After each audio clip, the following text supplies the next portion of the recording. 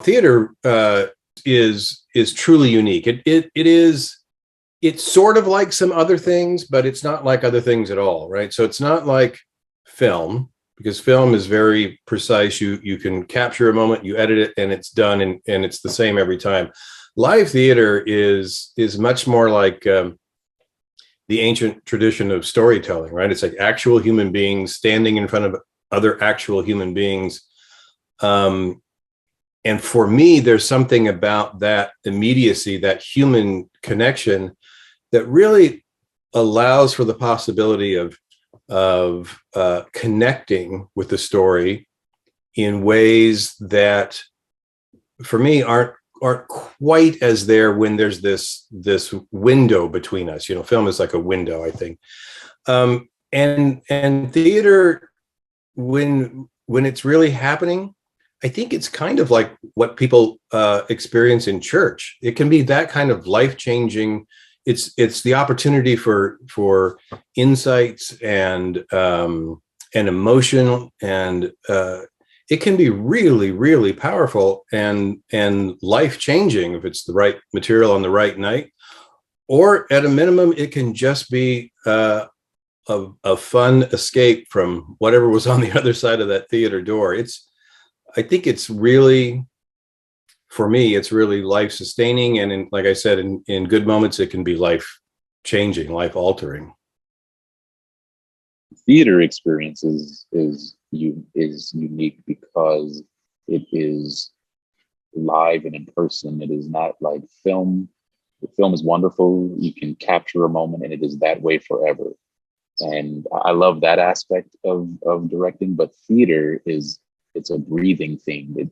The after you've developed a piece for 6 weeks or so, however long it takes, the additional piece is the audience. And every night a new character shows up into the room, being that the audience brings a new energy and a new perspective. And even the actors coming to the theater and going through the story again, beginning at the beginning, retelling the story, they have to re-experience, re-engage these moments, and it becomes a living thing. And it's one of those things that makes it special, because we think of great concerts, we think of great theater experiences where people speak of like moments that they will never forget, and they will often say you had to be there. Like you had to be there on that night, because that night something happened that doesn't happen all the time. So we reach for those. We open ourselves. We avail ourselves for those moments that can be life changing. And as a performer, it just awakens your it just awakens the spirit of what we do. It's like, this is why we do this. We do this for those moments, to have those moments that are true and honest and real and in the moment. And as a director, crafting those opportunities for that to happen, and then being a part of that, when it does happen for an audience or for the actors, that's a gift for a director, especially in the theater, that when it happens, you feel like you've given a gift that was even given to you. It flows through you. So I can't get enough of it. I still get chills in the rehearsal rooms. I still love it. I love the process of it all. The theater experience is such a unique experience. And I think it's because of the energetic exchange. I was just talking about this the other day with friends about how, you do film, and there's just such a different thing that happens when there's an audience who's reacting, and you can feel their investment in what's happening and the journey that you're on, and you can feel them going on a journey with you. I think that that's like the most magical and crazy transformative thing about theater, both for the audience and for the actor, that you're going through like a very human experience together. It's not just sitting in a movie theater and watching something play back, watching someone else's experience. An audience member is involved in the experience and they inform the experience. It's actually quite collaborative. So I think that that's really the main thing. I think the theater experience is as unique as it is because there is just no substitute for being in the room with somebody as they feel and as they communicate both to each other, but also when they turn toward the audience and allow the audience to see and feel what they are feeling. You know, I mean, when I was in drama school for a lot of my life, and a whole lot of what you're taught is just how to be vulnerable and how to allow yourself to be in a vulnerable place when people are watching and when a lot of people are staring at you. And it's just different, you know, on a movie screen, they're quite literally larger than life. They are blown up to these kind of wild proportions, and they're you know, in these often very heightened and fantastical circumstances and blockbusters and superheroes, and you have people on a stage just trying to be heard.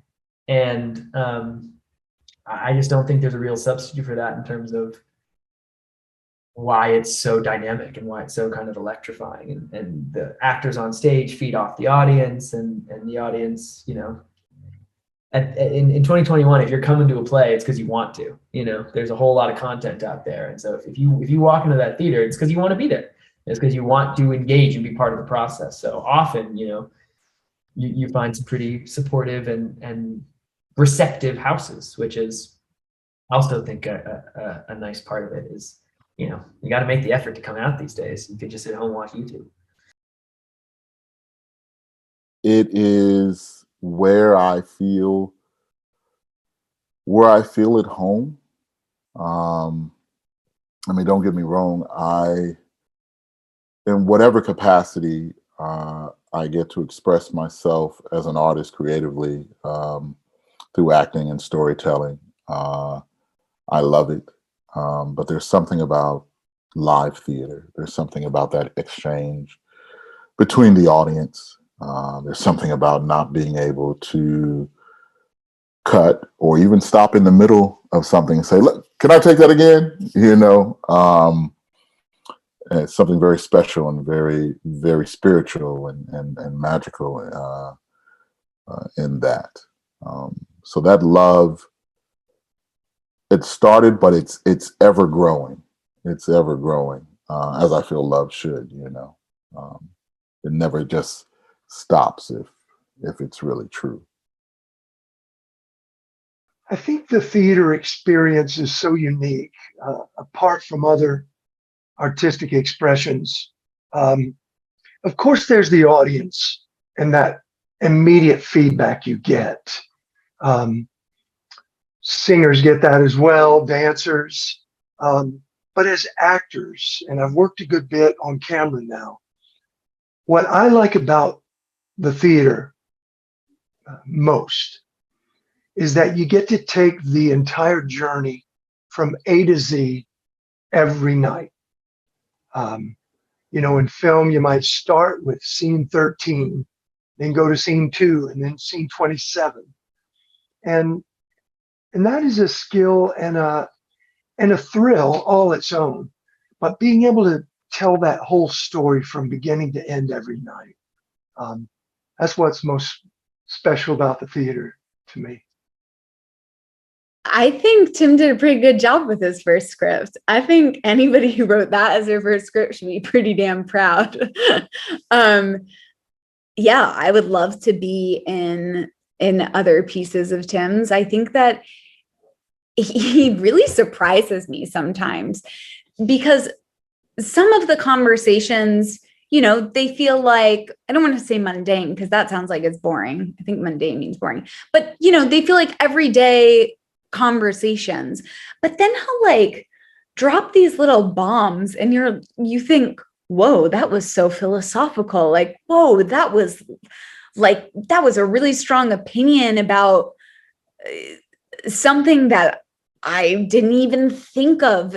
I think that Tim is very poetic. And I think that that's another really special thing about his writing and storytelling, that he is able to, again, combine some really complex stuff with some really simple stuff, and it doesn't feel forced.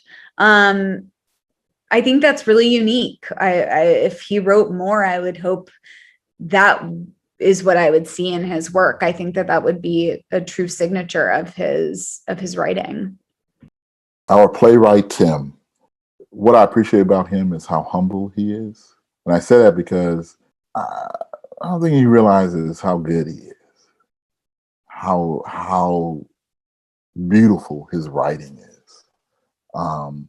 As I said before, he was very purposeful in the words he used and chose to weave this story here. And in that, he gave of himself in his writing. You get that off the page. And so he's so humble and so giving, and being able to have him there as we navigate things as well is priceless. So I'm thankful for him. He has become a dear friend to me in this process, and I'm grateful for that. He's special, and I can't wait. I hope he doesn't stop with just Salvage. I hope he continues. Again, I know this is kind of his baby, and he's looking to see it to grow even more. But I hope he will share more with us, because if this is the beginning, my. Tim Alderson, our playwright, first of all, he's one of the nicest men you'll ever meet.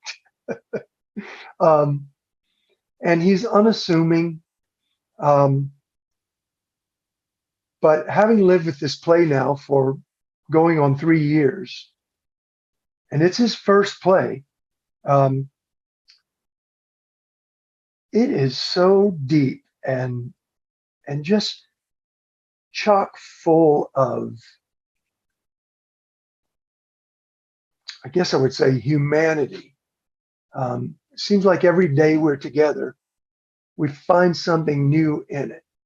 Like I said, it's about big themes like redemption and forgiveness and dreams. But he really understands the human experience too. He's lived an amazing life. He comes from farming. Like I said, he has some experience in the music business too. And he's got an amazing breadth of life experience. But you live with the play a little bit and you realize he really understands human beings and what makes them tick and what their struggle is. And I remember one day I asked him something personal about the play and how it reflected his own personal life. And he said something to the effect that that it was about questions. Because after all, isn't that what we're all full of?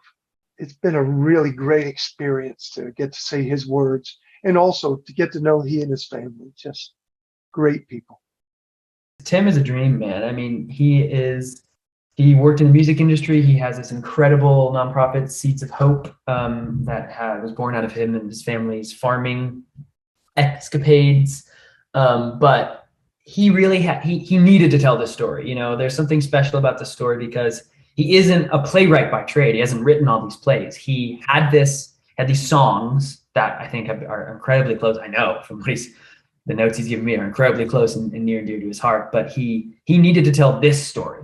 It wasn't. He's not like a writer trying to just say like, look at me, I'm such a great writer. He had this thing he needed to tell, and he's been developing it for I think like 20 years or something, 15, 20 years. So it's been, I think, a really amazing process for him. And, you can feel that in the stories, that it is this total labor of love, and it's this total like, it needed to be said. It needed to be told by Tim. And so the just love and care he has for the words is so apparent, but also he's been so good at kind of letting us discover the story for ourselves. And he's been present with us in the room a lot of the time, but he hasn't been overbearing at all. And the times that he has come in and been like, hey, just little adjustment or a little thing to not even adjustment. He's mostly been like, hey, little thing in the script that just want to bring back to your attention. Every time it's always been like, I needed that. Thank you. Not like this overbearing presence of like, it must be what my brain said. Just like, hey, when he does come in, it's been so helpful. So big fan of Tim. Fell in love with it as soon as I read it. We've been working on it ever since. I think it's a wonderful piece about dreams, about friendships, about fatherhood, and about men pursuing their dreams, being who they are for their families, for the people that they love. I was surprised when Tim said this is the first play he's ever written because of the dialogue. Dialogue is not always easy to write. And again, coming from someone that has a classical training background and has fallen in love with the musicality of language, have read and performed in many pieces, and this play is unique because it really feels like there is a distinct heartbeat to every character. The way that they speak, the musicality within the characters is distinct enough that you don't hear just the author's voice.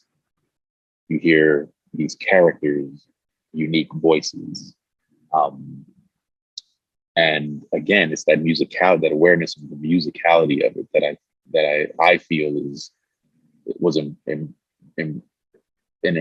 impressed upon me. I was impressed by his work because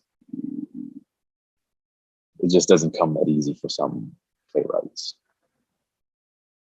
So I do look forward to his future plays because of how well he is in touch with himself and in touch with the human condition and the things that matter to him.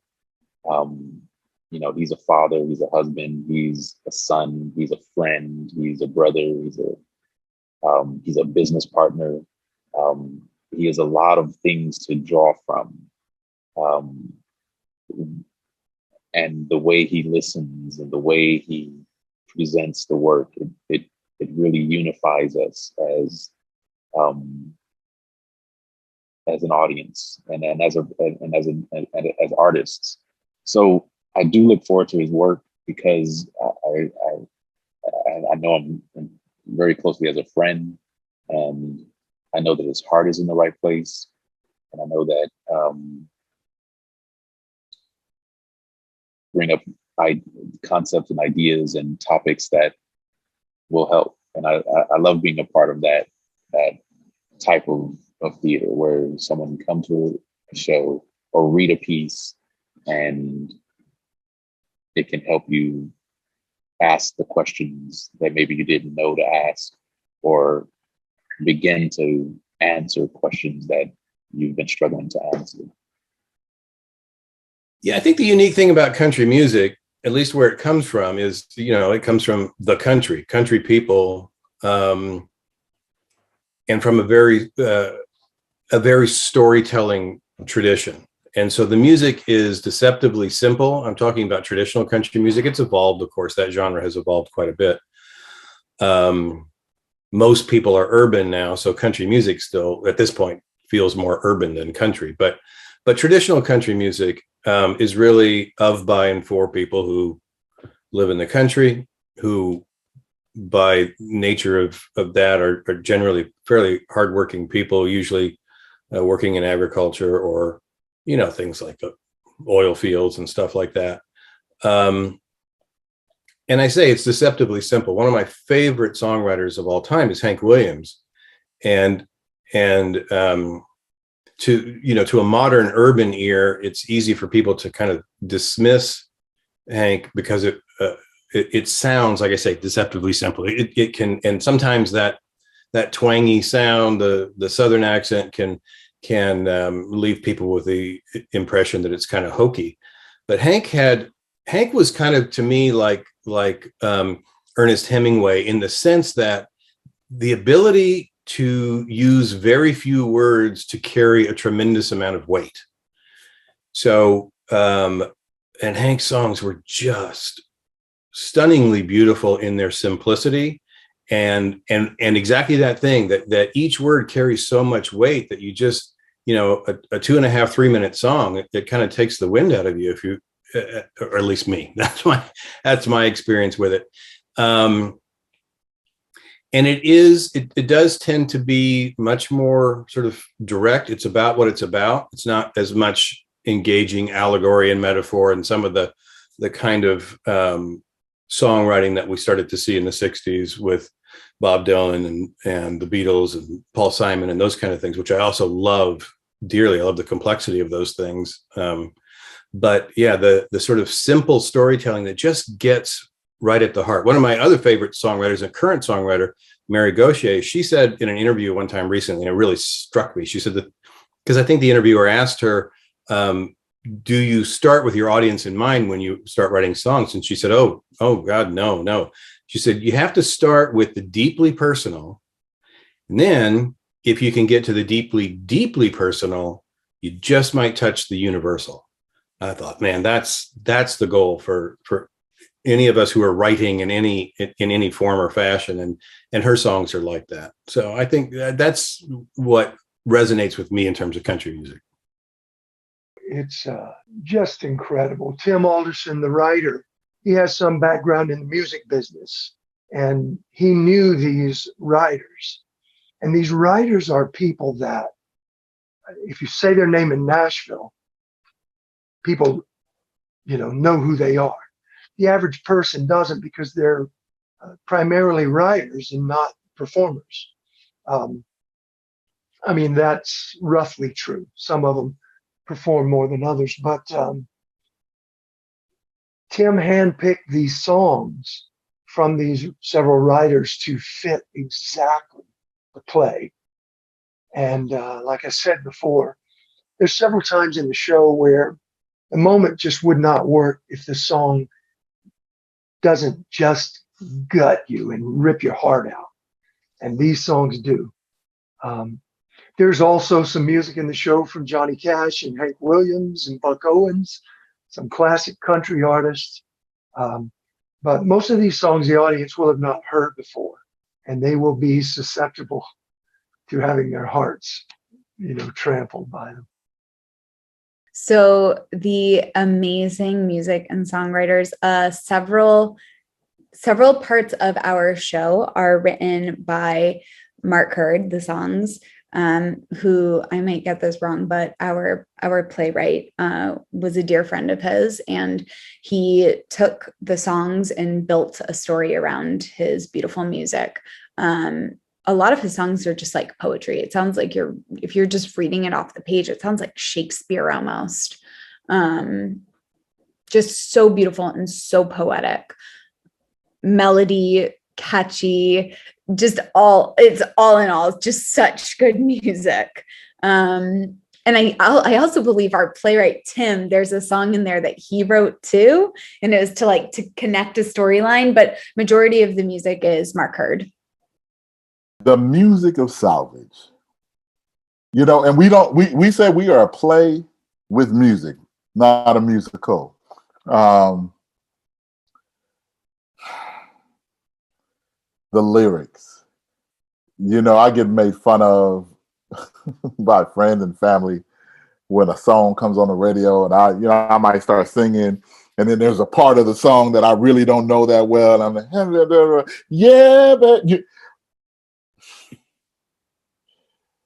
I have fallen in love with lyrics in a way off of doing this play that was because the lyrics of these songs are so gripping, so thought-provoking, not only with the performances that they do, and it's just a guitar. And so sometimes I feel when you just have something as simplistic as a guitar or a piano, and it's just one instrument playing behind you, and you hear that song, oh, so the music is so dynamic. But once again, those words, the lyrics and what they're expressing. Tim Alderson was so purposeful in his writing, and we strive to honor that, with our memorization, our learning, and delivery of the text, to honor that writing. And they honor that, because it all coincides. So the lyrics coincide with what's being said within the play. It's not a standalone, it's so cohesive and as one. I love it. I love the music of it. And even if, because there's a little, I guess you would say, you're trying to say a genre, like a country, a little bit of folk. But even if that's not necessarily your vibe, this music will still grab you. This music, I trust and believe. Yeah. So the music in Salvage comes from a couple main contributors in Mark Hurd, Pat Terry, and some additional lyrics by our playwright Tim Alderson. And it is really special music that is, I think the way I've been kind of thinking about it is it's like anti-pretentious. It's very inviting and very kind of, here it is, and take from it what you will. And the words are very arresting, and the melodies are deceivingly simple at first, but they're very just kind of warm and inviting. And it's a really special part of the play in that we don't have to suspend that disbelief. We can just be part of the music together, and the actors and the characters on stage are aware that the music's happening. The audience is part of that moment as well, and it's been such a blast to learn all these tunes. All of my songs, my character songs, are written by Mark Hurd, who passed away a number of years ago, but was roommates with our playwright Tim Alderson. And man, just the absolute love and respect that Tim and our music director, the incomparable Colin Linden, the just absolute love and respect they have for Mark and Mark's music has just been a real honor for me to get in there and really sink my teeth into that process and just live in that world for a while. I've really been enjoying it. The music is all music that come from actual artists, maybe not famously known artists, but they are real songs written from real artists, country and blues artists. Mark Hurd is one of them. He wrote most of the songs within the piece. Mark Hurd is a former friend of the writer Tim Alderson.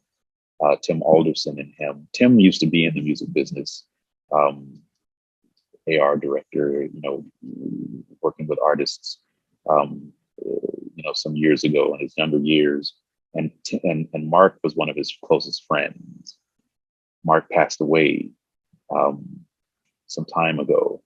And so Tim used these songs as kind of the undercurrent or the spine of this play.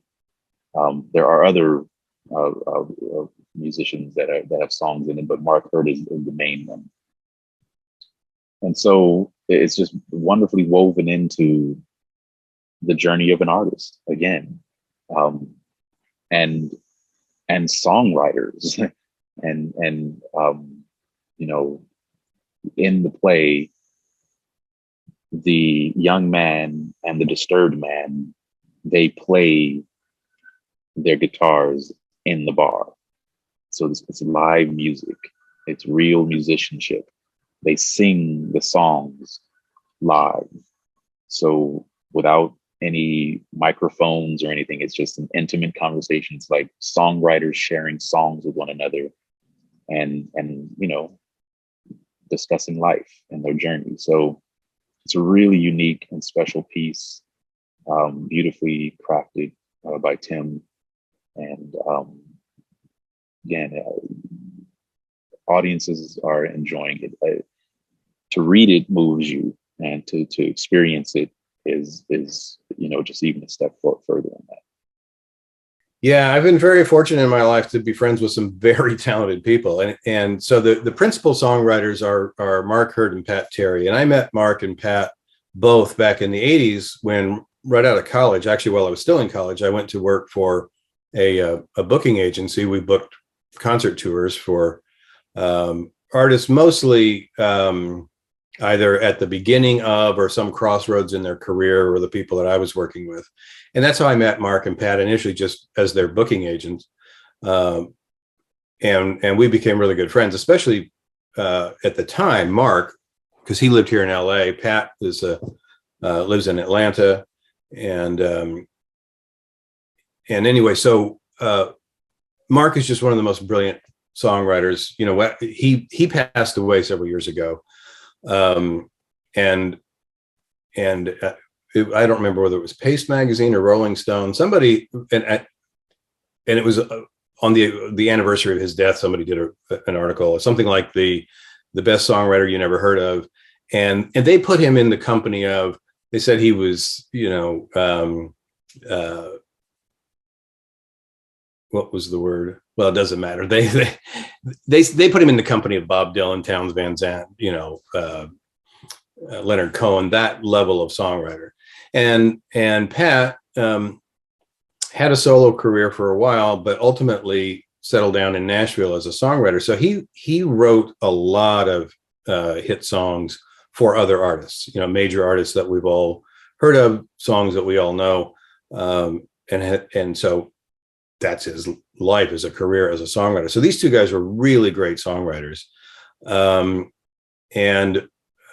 so as I was writing this thing and decided that this young Harley was a musician and the old guy was once upon a time an aspiring musician, songwriter. And so I started just as placeholders using my friends' songs. And then it's kind of like when a tree grows around a fence, the more I left them in their place, the more they became integral to the story, and it all just made perfect sense, and it was all just kind of magic. And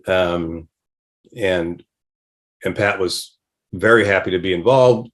Mark's wife was very happy to have the music involved, and then Pat and I did some writing together, and all that's there. Also, the older character we learned that his context, we learned he's a fan of country music. So when the young guy first enters the bar, the old guy is sitting there playing bits and pieces of Hank Williams, Johnny Cash, and stuff like that. So I just happened to have the fortune in life to have two of my closest friends also be two of the best songwriters anybody would want to hear. So that worked out well.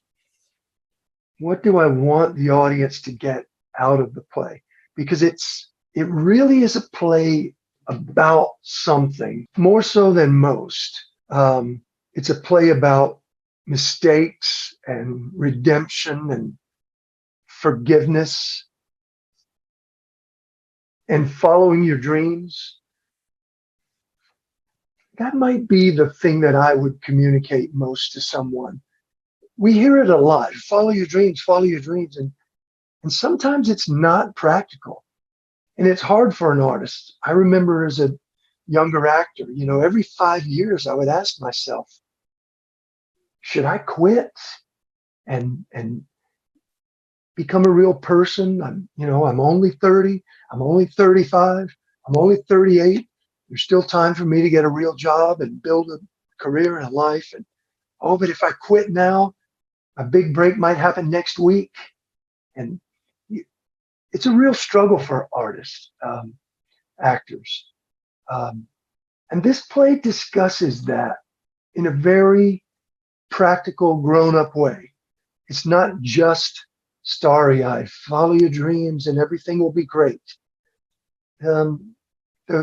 the wife is pregnant. There's a baby right there on the way. And the young guy has already been at it for some years without hitting success. This play talks about that. What is that thing about following dreams? I think in the end, it's still hopeful and positive about following dreams, but it doesn't sugarcoat it either. These are real people that struggle. I definitely want the audience to feel, honestly, I know everybody has had such a rough go at it the last year and a half, 2 years. And if we're gonna get back into the theater, like, I hope you leave with some warm and fuzzies, man. It's been a lack of warm and fuzzies, I think, for a lot of people. And even though, you know, that the play is dealing with some pretty heavy themes of redemption and grief and loss in a lot of ways, it also is a lot about dreams and going for what you know, going for your kind of wildest dreams and imagining yourself in the best possible version of what you think you can achieve. And I just hope that people can have some nice feelings in their heart and in their soul as they watch the characters discover that journey, and also just, you know, feel the kind of hug that this music represents, to me at least. And I don't know, I feel like if we were doing a really, really sad play right now, people would be like, dude, I'm already kind of sad. Like, it's been a sad year. So I hope we are part of the healing process for everybody as they slowly but surely come out of this gnarly time. I would like the audience to take away from Salvage that it's never too late for forgiveness. That you can have a different opinion and differentiating ideas, and still be able to converse. To still be able to hear the other person, and willing to listen. However, at times that road to get there may be a rough one, may be tough. But if you're willing, to do the work, no matter what the relationship is, be it friend or family, workplace, no matter what if you're willing to strive for the best out of it, that some form of redemption is possible. I want the audience to walk away from the play with hope. I want them to walk away feeling like, you know, dreams are hard, and that is part of dreaming. I think a lot of times we associate the word dream with something that maybe would come easier. You know, it's kind of a magical word. And I think the hard things are actually what make, when dreams come true, or even when dreams change, I think those are the most important parts, the hard parts, because they make the reward so much greater and they make the journey so much more interesting when we have these goals and these things that bring us joy, and watching them morph throughout our life. I know that I've had dreams that have changed in all different types of ways as I've gotten older. And I think that that's a really beautiful thing. When coming to see Salvage, I would love for the audience to leave with a sense of purpose, a sense of fellowship, what it means to be a friend, what it means to be a supportive partner in someone's life. And of course, I would love for an audience to to believe in themselves, that they can pursue their dreams, and whatever their giftedness is, that they should pursue that, to share it with the world. And that by doing that, by being their true selves, that they really are offering the greatest gift to our lives, and to the lives of those around them. Sometimes doing what the world thinks is the responsible thing is irresponsible to your family and to those that love you and to who gave you the gift. I'm a believer in God. I believe in God. I believe that we've been given gifts to share. So we are doing a disservice to our lives and to the lives around us when we are not sharing those gifts, that giftedness. So that's what I would love for the audience to leave with, a sense of purpose. Well, I hope that we have achieved something like what Mary Gauthier said was her goal, which is to present something that's deeply, deeply personal in such a way that it becomes universal. And I hope that audiences have a moment of connection with the story, with the characters, even if it's a moment or, you know, a conversation, something that feels like inspiration or insight. You know, I was saying earlier, I think theater is a lot like church, and in its best sense. And I think that's how it's like that, right? Is that if there is some point of connection that makes me, this is what I want out of theater when I go. So this is what I hope happens with Salvage, you know, with audiences, is there's a moment that makes me go, whoa, something that feels personal. It's like, I get that. I'm that guy. I know that moment. That reminds me of that time. And it makes me think, and it makes me ponder.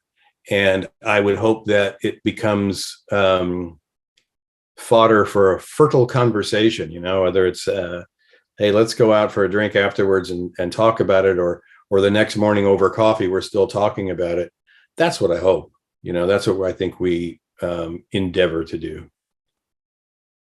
We're at the Hudson Theater because the last space we performed in closed down. But just to that point alone, the support of local theater. Local theater has so many aspects to it. You know, just at the roots of it, it is a place for artists to practice their art. And, you know, that saying of, if the tree falls in the forest, no one's there to hear it, doesn't make a sound. Well, same thing with what we're doing. If artists aren't able to get in front of an audience and share their art and get feedback, it stunts their developmental process. So that's just at the ground roots of why supporting local theaters is important. But beyond that, most plays that we see, that we fall in love with, historically speaking, started in somewhere or another at a local level. It started whether it's in a living room or a small theater. It started somewhere. So it is the trajectory to something that can become a classic. And so I'd encourage our community to continue to support the arts, because the arts is the current state and it is the future. And we as humans are constantly developing our communication skills and developing an understanding of who we are as a people, particularly as how we relate to one another. We have so many topics that we're still dealing with, you know, just again, throw a major one out there, you know, how we relate as people of color to to one another. We made great strides in that conversation, but there's yet so much more to be discussed. And in the theater, we have that opportunity to shine a light on a particular voice and allow them to have the space to speak their truth, so that we that are sitting in the audience can process it in a way that is non-confrontational, and then we can have a conversation that has a greater understanding of the heart of the topic. That's just one thing. There are many things to cover, but again, support local theater, support local artists for that purpose. Shakespeare was just a guy in a local theater until his plays became famously known. We can name that for any one of the greats. And there are still people that are producing great work to this day. Lin-Manuel is one of them, again. And to, just to name a few. So support local theater for that purpose. I really feel strongly about this.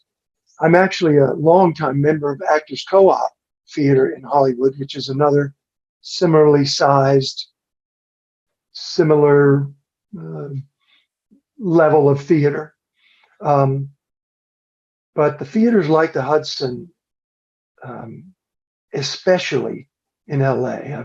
I've lived and worked in several other cities, but it's a different thing in Los Angeles. And LA actors say that sometimes and people roll their eyes, but it really is in a town that's so focused on the camera.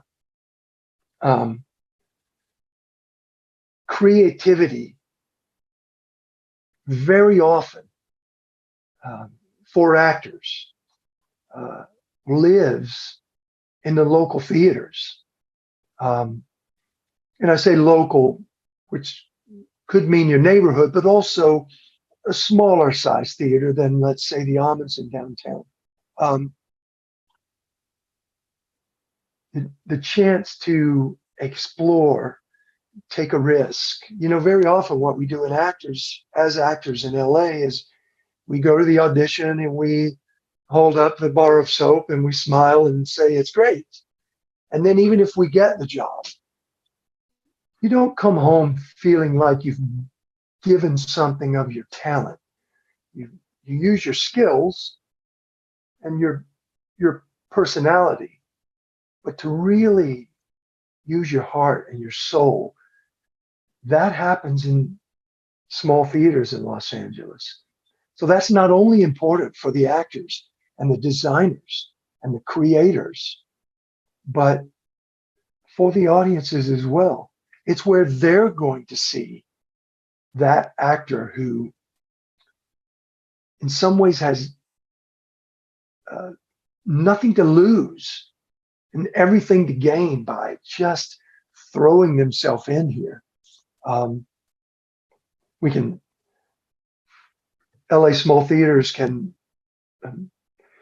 give voice to causes in a way that larger commercial theaters may not be able to, may not have as much chance to.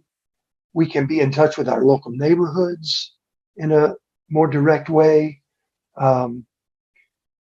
We can just do more because the budgets are smaller. They're just vital. And I think sometimes people in LA may not understand that until those theaters aren't there anymore. We've seen it happen a little bit already. And God bless LA small theaters. Spaces like the Hudson and theaters like it all across the city, all across this nation and globe, I would say, across the world, they are needed because it is that outlet. It is that place for artists to create, for folks to come and witness it and share in it. And they don't have the big funding that other businesses do, Sometimes that even, that other large theaters do. And so they need all the help they can get because it's needed. It's needed. It's those are the spaces at times where the non-published voices get to be heard. Those are the spaces where voices across the board, no matter what ethnicity, no matter what minority, no matter what background, no matter what belief, where all of that can be shared. Everyone needs a voice in that sense. And so these theaters and these spaces are needed for that. They're vital. They are vital. When arts started being removed from the schools, when the funding was drastically slashed in a lot of places, I believe our youth suffered due to it, because it's not about, for someone to go be an actor or a musician, it's about what it does for you internally. The arts do so much to open you up, to show you a different side of yourself. So, it's needed across the board.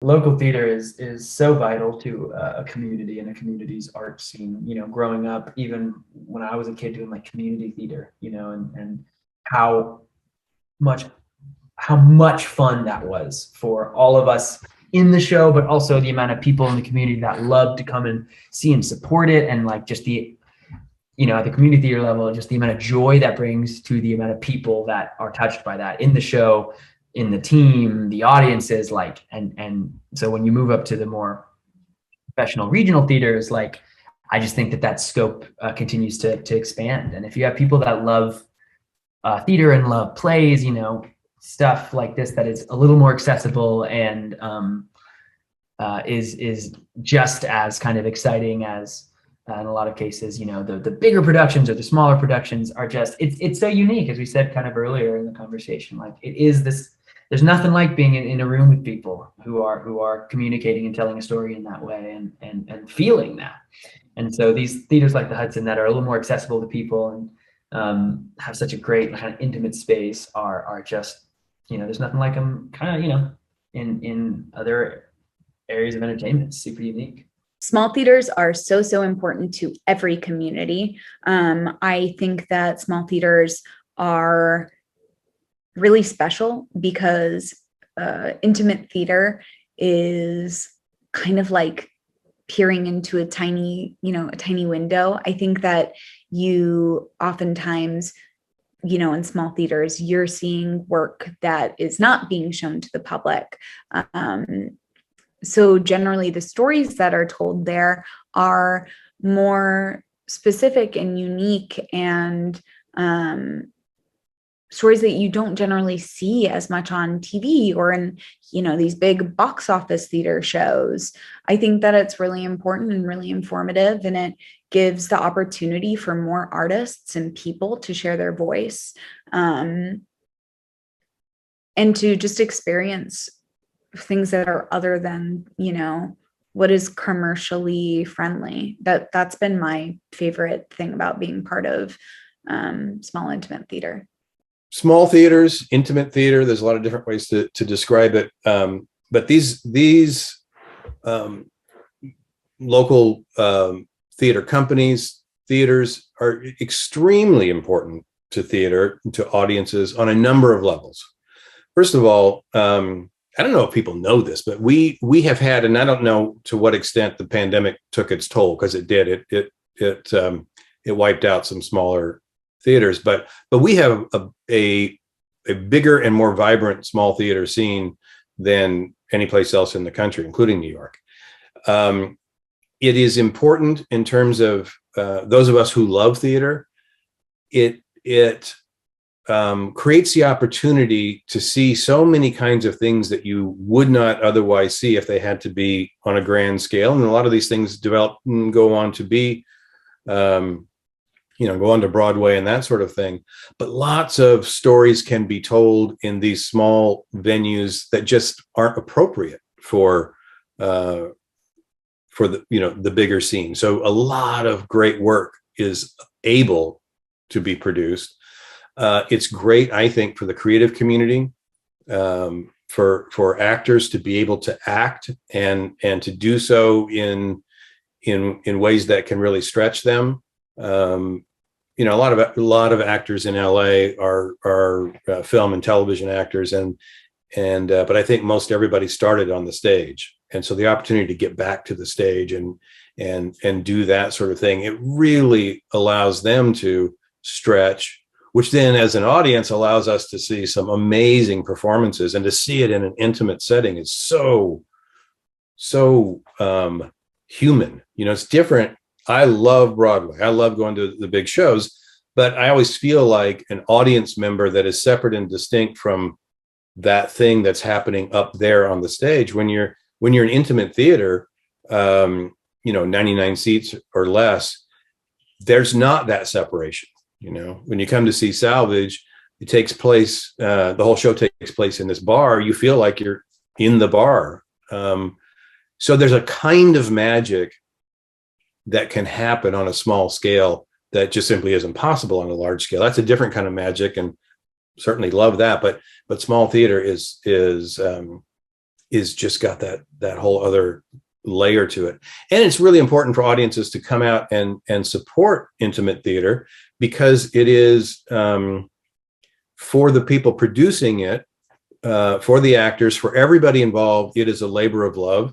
There's no money in intimate theater, but we need it. It needs to be supported. So I think anybody who loves theater ought to come out for two reasons. One, because it's going to be, whatever we're talking about, whether it's Salvage or whatever else is available to see, coming out and supporting it, coming out for the opportunity for that intimate, urgent kind of experience. And then also just literally for supporting, just kind of being part of the community, part of the team, supporting intimate theater so that it can continue, so that it's there for all of us. So take one for the team and come see a great show. I think people, I hope people come to Salvage who are looking to return to the theater in a way that will be a kind of warm welcome back to that world, without anything that's gonna, hit you over the head with, intense drama that you're, I just feel like everybody's got so much intense drama in their lives these days, and to be able to return to everybody in the show, everybody in the audience is vaccinated. So even though, the audience is keeping their masks on the whole time, it should be there hopefully can be some sense of safety there. And so people will feel comfortable coming to see it, but it is, it's just such a lovely play. The script is really well written by our good friend, Tim Alderson, and he has written something that is, somewhat unique in terms of what I've seen, in that, the music is just such a part of the story. It's not this suspension of disbelief. It is just part of the story. And so you get to watch these musicians play. You don't have to just watch these, people break out into song. And that is, and I love musicals. I'm not trying to, say that is not a viable or incredible feature going experience, but it is a little more unique to have it be more in the world of what's going on. And it's been a joy how people can come and share that with us. I think the reason people should or must come to see our show, you hear this a lot, but Salvage is unlike anything they've seen before. First of all, it's not a musical. And so it's referred to as a play with music, which we've seen before. But this show is even different again, because it's about songwriters. So the songs come out organically. Two songwriters sitting in a room might say, hey, let me show you this thing I've been working on. And then I play a song. So the songs aren't sort of shoehorned into the action in some sort of way that the audience has to forgive. That's a very new thing, or something I've never seen before. And I think the audience will really get a kick out of it. And then on top of that, like I said before, and I wish I had a better phrase, but this show is really about something in a way that is unusual. I've said to the other actors, in my experience, that characters in this play, more than any play I've ever worked on, they say what they mean. Usually the actors and the audience, they're trying to figure out what the actor really means, or what is the subtext. And there's backstory in this play. It's not that it's shallow, but these are people who are all after something and don't have time to play around. So they say what they mean. And that brings an immediacy to the play that's unusual, I think. People should come to the production of Salvage, because after a year of being inside and not getting to see live storytelling, I think it will truly invigorate them. It is such an exciting, it gives you adrenaline to go see a show. I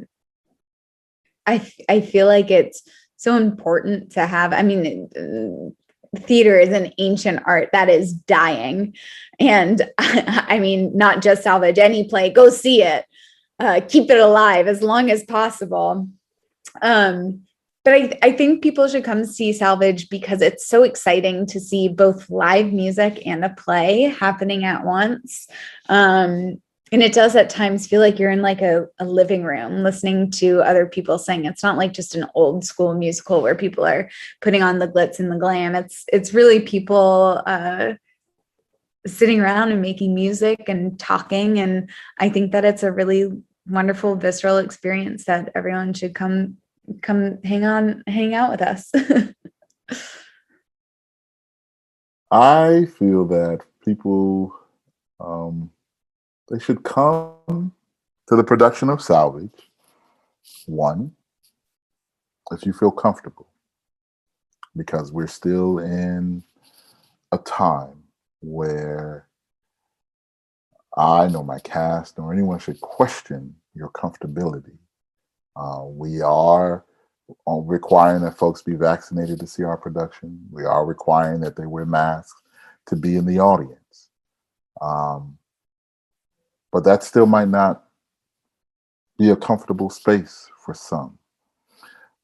But first, if they're comfortable there, then they should come, because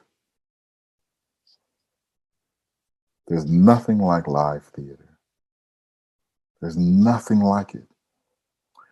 And in addition to that, this play, the writing of this play is so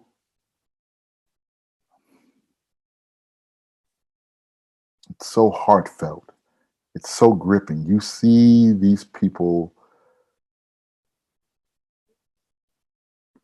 at times struggling, navigating, working through, confronting,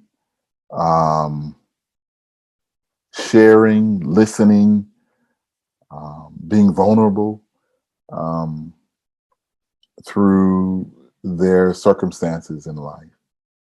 And sometimes we need to see images reflected for us to then be able to have some answers for ourselves in life. Sometimes seeing it presented to us gives us the courage, the strength.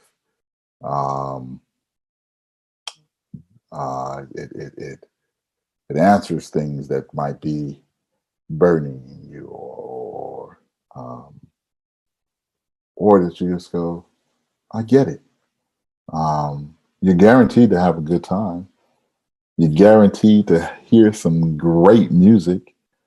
And we don't keep you long. That's the other thing. We don't keep you low, you know?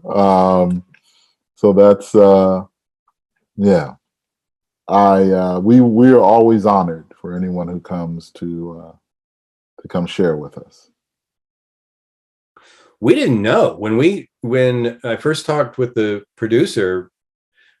It was back in January when vaccines just began rolling out, and she and I started talking about, maybe it's time to think about bringing Salvage back, and it was a risk when we decided, let's just plan for the fall and hope for the best. The world may shut down again, we may have to cancel, we don't know, but let's just go for it. And so it was exciting, it was fulfilling, it was weird, but man, it's great to be in the theater with an audience again. It really is.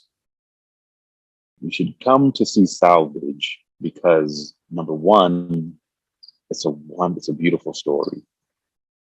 Number two, the music is gorgeous. You will be moved. And number three is because your life will be, changed in some way. Everyone can see themselves in this story in some way or another, whether you are an artist or not.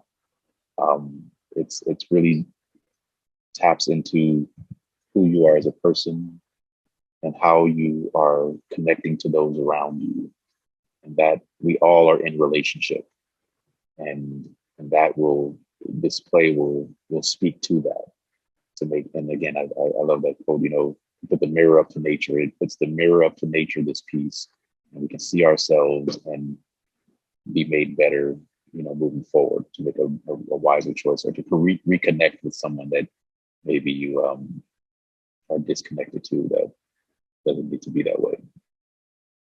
People really, really should come see the show. I think if people are confident enough that it's safe, and we have taken all the precautions, and I understand why people may still be skittish, but if people are feeling comfortable going out in public in a situation that is as safe as we can make it and following all the guidelines, I think it will be a very liberating experience in several ways of taking that word, right? Liberating, like you're getting out of our self-imposed incarceration, but very liberating to get back to that sense of theater, the communal experience of theater. And I do know from enough conversations throughout the life of Salvage that people do find it inspirational, and the music really is it's people. This you always hear this, you'll laugh, you'll cry, you'll leave the theater singing, but that is what happens, and the songs really are kind of earworms, and so people leave humming the songs, and so it just, in this moment in time, the opportunity to get out and see live theater, I would say take the opportunity. It really is. It's I think it's even more impactful now when we've been without it for so long, when there's been such a drought. So based on opening weekend, I think I can say you'll have a great time. Come on down.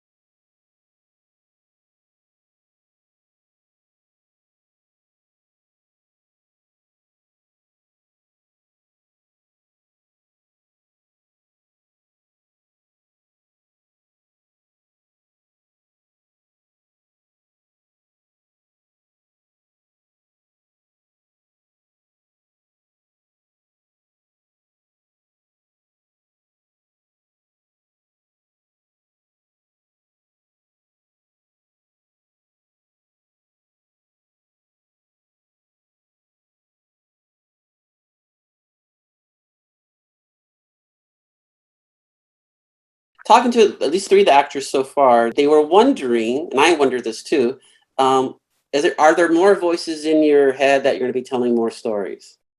Oh yes, I always have more stories to tell. So working on it.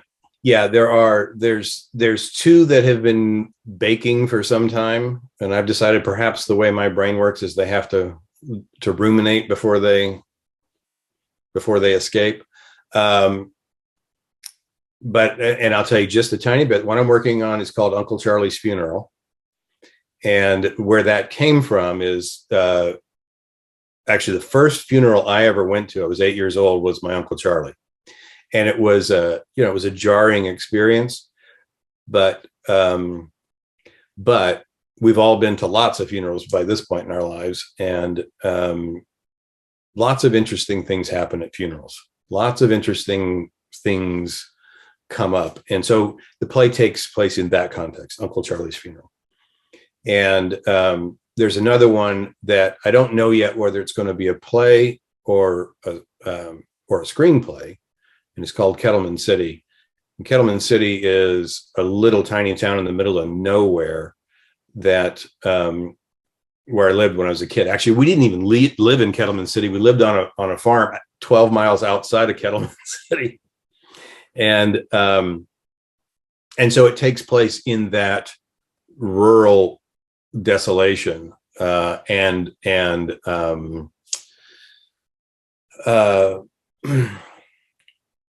that kind of isolation,